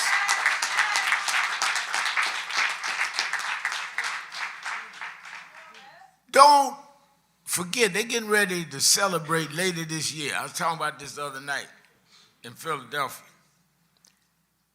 They're going to celebrate the 250th anniversary of the country. They already got hats out there. Some man went out Times Square, sold all he had, re-upping. 250th anniversary. But the reason I raised it in Philly is they signed the Declaration of Independence in Philadelphia in 1776. But what I want to know is, what are we going to do? Because we had been slaves 157 years before the Declaration of Independence. So how are we supposed to fit in this celebration? They brought us here in 1619. They didn't even declare independence from King George until 1776. So what you gonna do about all them years that we worked and never got paid, where our names were taken from us and we were named after our masters, where our families were sold to different states never to reconcile? We was over a century and a half before you ever became a nation. And from 1619 all the way to 1863, we were by law slaves. By law. This wasn't a custom. This wasn't just something that go around Alabama. It was the law. And it was because blacks joined the Union Army, y'all hear me talk about that all the time, that Lincoln didn't want to free the slaves in the southern states to fight. He had no choice, they were losing. And when the blacks joined the army, it gave enough of manpower that they defeated the Confederates. That's why I tell students, I'm not going to mess with your job, Chancellor, but I tell students that Lincolns didn't free the slaves freed Lincoln.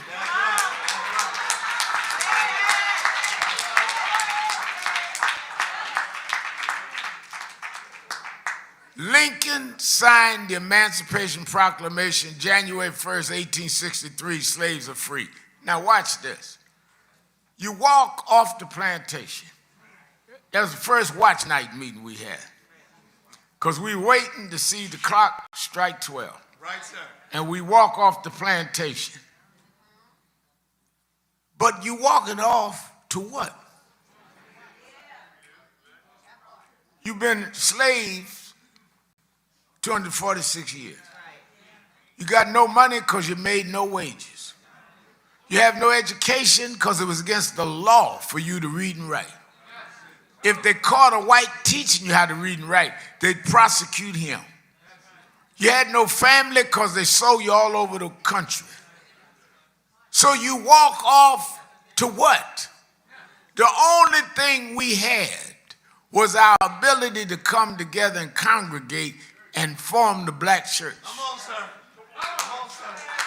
That's the only thing we had. And everything we built started in the black church because that's the only thing we control.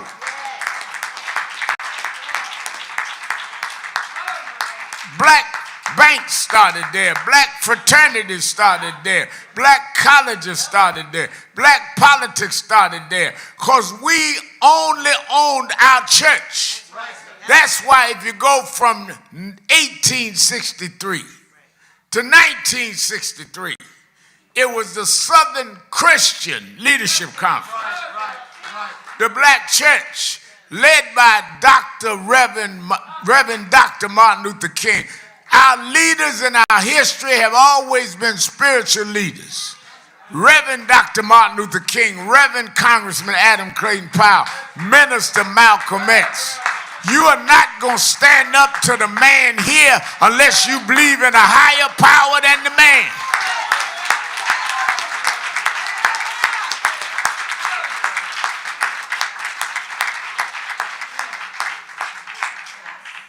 That's why you can't send people to fight the oppressor that wants to have the same behavior and conduct of the oppressor.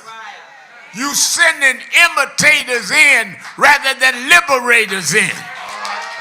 You got to send folk in that don't want to be like the folk you fight. I don't want to be like Trump. I want to take Trump out so we can bring justice in.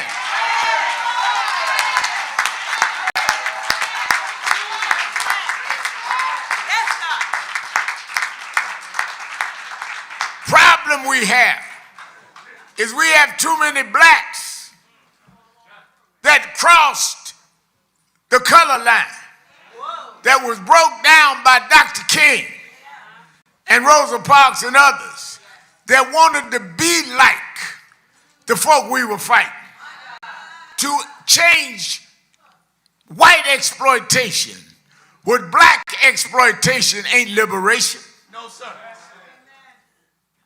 For us to stop whites from taking advantage of us to take advantage of each other is not liberation. We didn't fight to change your complexion. We fought to change the society's policies.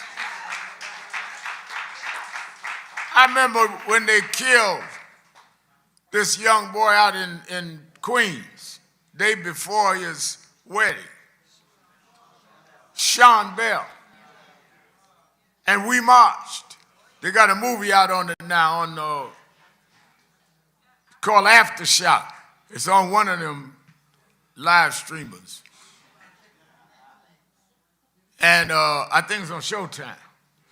And we marched. We fought, got those cops indicted. 2 of the 3 cops that shot at unarmed Sean Bell 52 times were black. We didn't fight for blacks to be able to shoot at us because they got on a uniform. It doesn't matter the color who's right or wrong. That's why I stand up for good like I stand up for Sean Bell. And Dr. King built that kind of movement that you fight for what's right. And you fight in a righteous way. And that's why this country has got to turn around and honor him. Right, sir. Do you know that Martin Luther King is the only non-president that ever had a federal holiday? Do you know when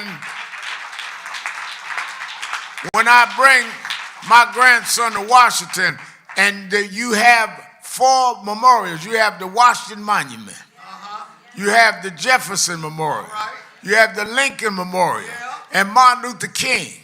Who would have ever thought a black boy raised in segregated schools in Atlanta, Georgia, would be sitting on the banks of the Potomac River looking at presidents? But God said, if you be faithful over a few things, I didn't say everything, just a few things, I'll make you ruler over many things. That's why the nation gonna close down Monday, because God took a little boy and shook the world. God is still on the throne.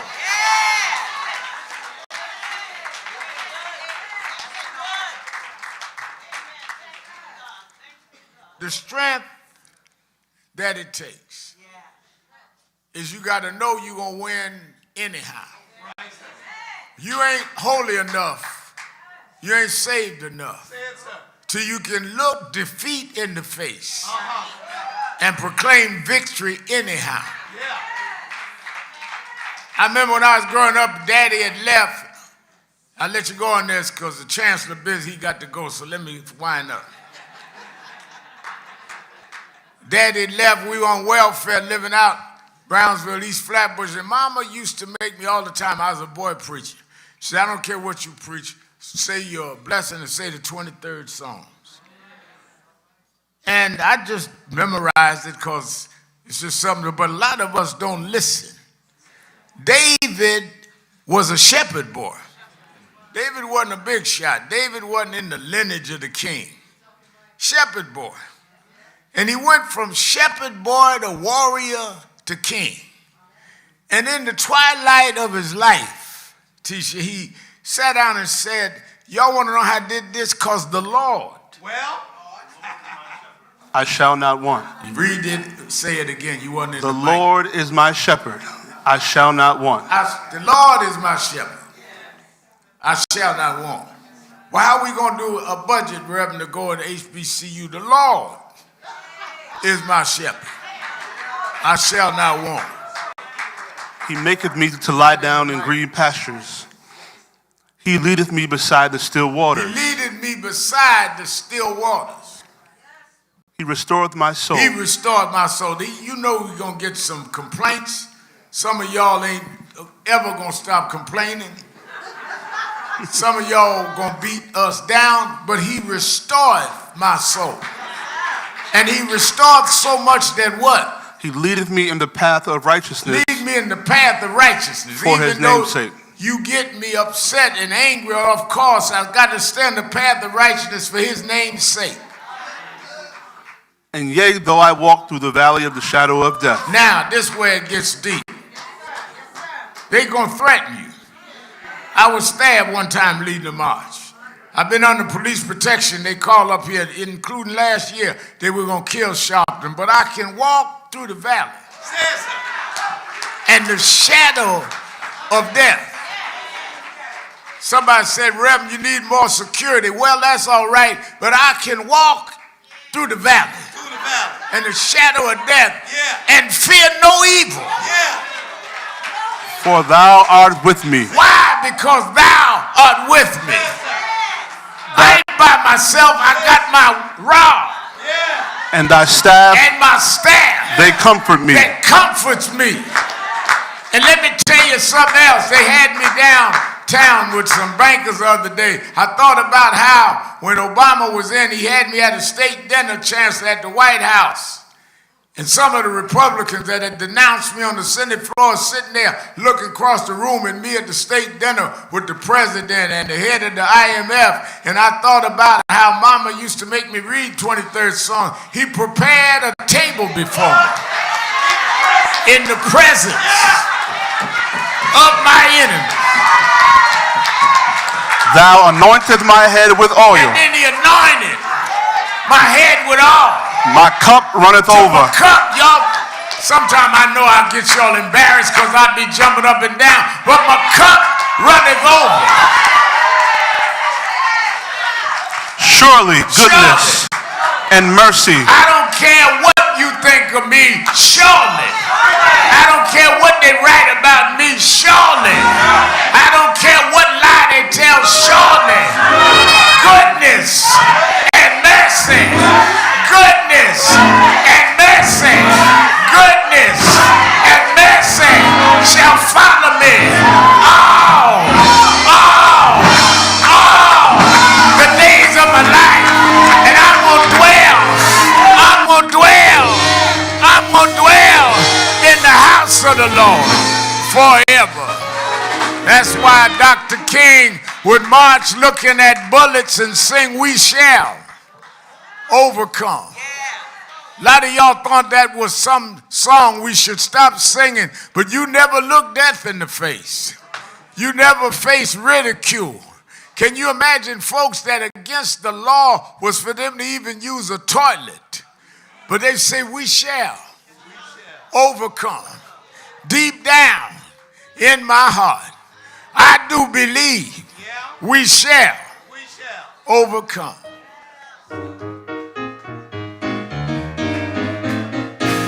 We shall overcome. We shall overcome. We shall overcome someday.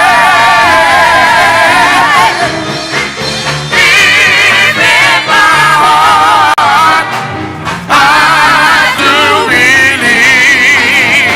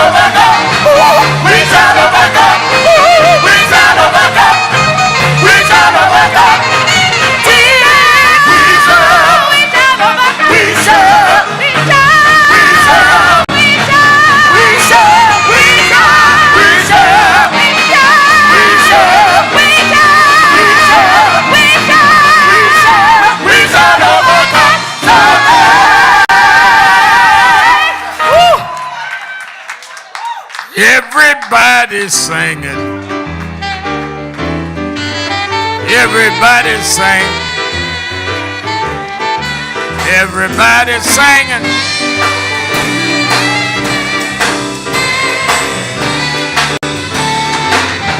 Everybody's singing. Sing it like you mean it. Sing it like you mean it.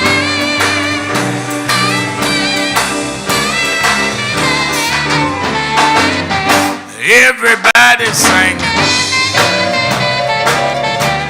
Everybody's singing. Everybody's singing.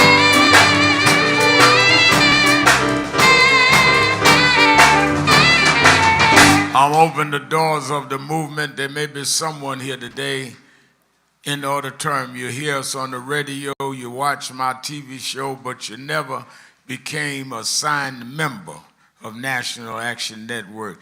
Couldn't be a better time than Martin Luther King holiday weekend than for you to come forward now and let us sign you up to this justice family. Just come right down to me and we'll sign you into the National Action Network. Come on. Everybody's singing. Come on. Everybody's singing. Everybody's singing.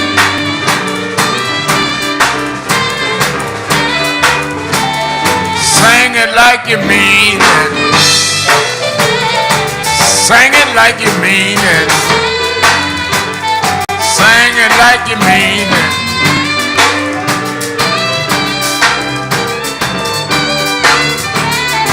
One last time, y'all. One last time, y'all. One last time, y'all.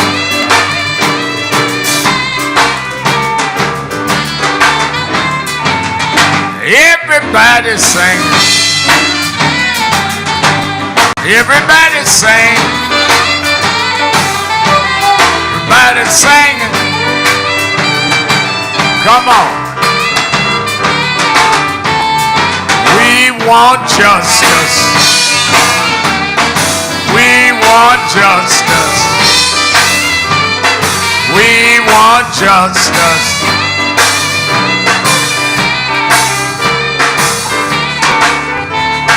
One last time, y'all.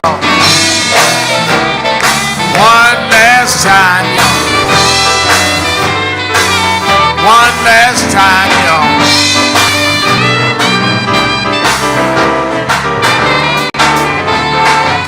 All right. I'm going to move quickly. Move quickly.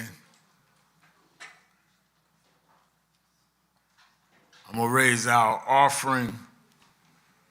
We about a minute to 11. I say 9 to 11. We're going to be out of here by 10 after. Y'all dig in your pockets. Y'all know I was going to raise an offering. Hi, it's Reverend Al Sharpton, President and founder of National Action Network. We are at the very end of 2025. And I want to first say that I want to thank all of the officers, chapter leaders, regional directors, national staff, and certainly National Board of National Action Network for a solid and absolutely incredible year in 2025. Despite the fact that we are under assault, voting rights, diversity, equity, and inclusion, the battles globally, where we're seeing Nigeria and Venezuela attack, and on and on and on. We have been steadfast as an activist organization in the tradition of Dr. King. We started the year with a national call that thousands responded to, and we were in Washington on our side of town while Trump was being inaugurated on the other side of town. And we made a pledge. We told people to lift their hand and make the pledge. And we kept that pledge to work all year to keep the dream alive. And that led into when Trump went after DEI.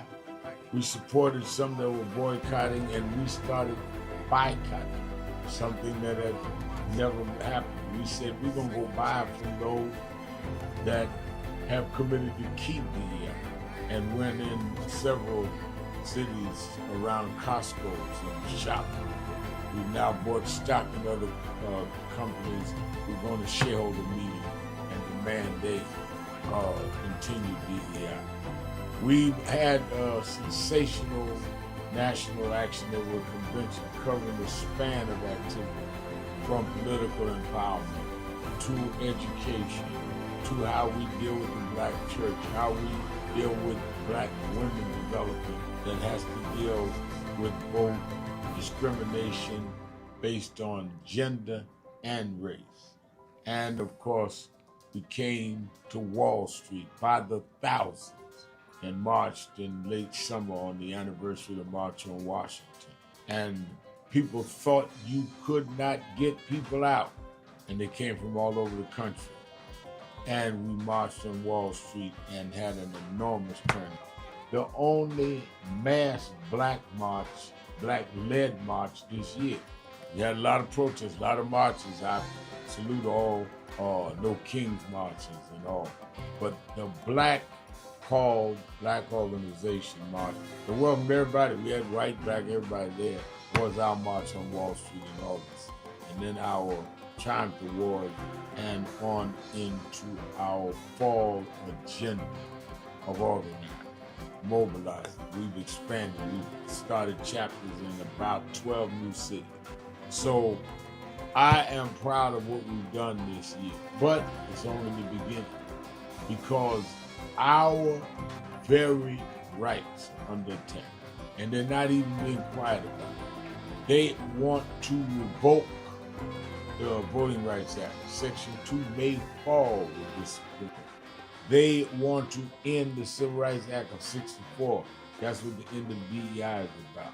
So let us be more alert and active than ever. History will decide whether the civil rights gains of the 50s and 60s died in the 2020s. That's on your watch and mine. So if we've got to march, we have to protest, we have to lobby, and we have to rally, whatever we need to do, we need to put our shoulder to the wheel more than ever. I'm going to lay out a plan on King Day, both in Harlem at our annual event and in Washington at our annual Martin Luther King Day breakfast that we do in D.C. We do cities that day. And then, of course, all roads lead to New York paper for our convention. We had, as I said, the largest attendance convention last year in 2025. It needs to be more this year because our very existence is at stake.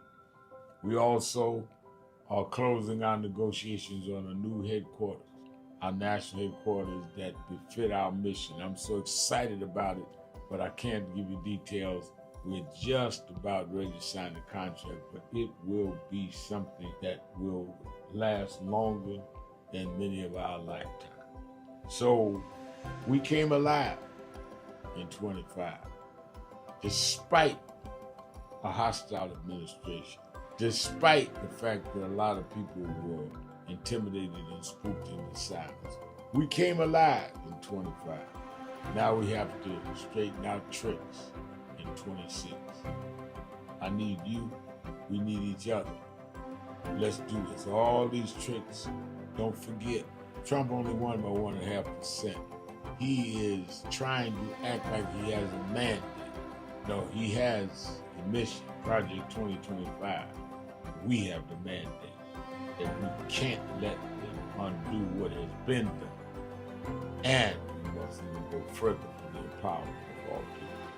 Happy New Year, and be focused.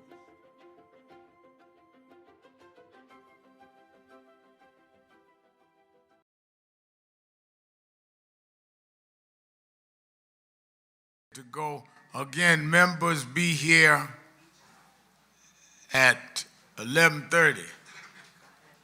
We're gonna start at 1. on Monday. And then I'm going to announce on King Day where we're going in terms of our new building and where we're going temporarily and all of that. Let's stand. Everybody stand. Oh, amazing grace, how sweet the sound that saved a wretch like me.